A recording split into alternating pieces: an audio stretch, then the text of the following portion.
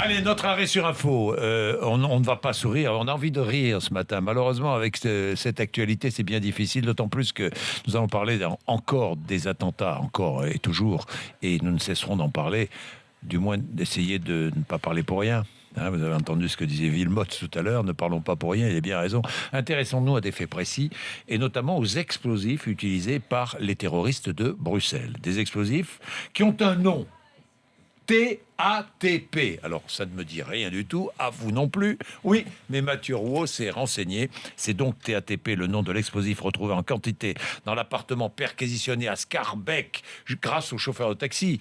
Hein, l'histoire est extraordinaire. Ce chauffeur de taxi qui est appelé, qui prend les 3 terroristes de l'aéroport de Zaventem, qui monte les bagages dans le coffre de sa voiture. Il y avait une 4e valise. Oui, mais il n'avait pas de place. Parce que les terroristes avaient commandé un van. Mais la compagnie de taxi s'est trompée. C'est une limousine qui est arrivée. Et ce chauffeur de taxi, sans rien savoir, a conduit les terroristes à l'aéroport de Zaventem, de Scarbeck. Et étonnant, quand ils sont arrivés à l'aéroport, le chauffeur de taxi est sorti pour aller aider ses clients à sortir les valises du coffre. Non, ne touchez pas aux valises, lui ont dit les clients. Quand il a appris l'attentat, le chauffeur de taxi, qu'est-ce qu'il a fait ? Il a prévenu la police immédiatement. Et qu'est-ce qui s'est passé ? La police est allée à Scarbeck et a retrouvé une autre valise avec de l'explosif dedans, le même que celui qui a fait sauter une partie de l'aéroport de Zaventem. Cet explosif, c'est donc du TATP que l'on retrouve aussi sur les ceintures explosives des terroristes du Bataclan. Mathieu Rouault, à quoi ressemble ce TATP ? Eh bien, du sucre, une poudre blanche, grossière, instable, facile à fabriquer, mais difficile à détecter. Les ingrédients pour composer cette poudre sont disponibles en vente libre dans des pharmacies, dans les magasins de bricolage.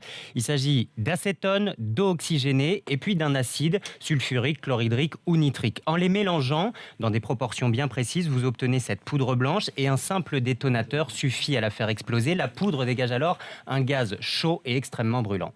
Aucun d'entre nous ne serait capable de fabriquer cette matière explosive. Oui, non. Parce que la fabrication de cet explosif n'est pas à la portée du premier venu. Contrairement à ce qu'on entend parfois, Oui. il ne suffit pas de regarder des Évidemment. tutos sur Internet pour devenir artificier de ce TATP. Il faut connaître surtout le bon dosage. Et la partie la plus délicate, c'est l'ajout de l'acide au mélange d'acétone et d'eau oxygénée, une mixture hautement inflammable. Et d'ailleurs, dans l'appartement de Scarbeck, on a retrouvé des ventilateurs. Ils servaient sans doute à refroidir la pièce lors de la confection de ce TATP.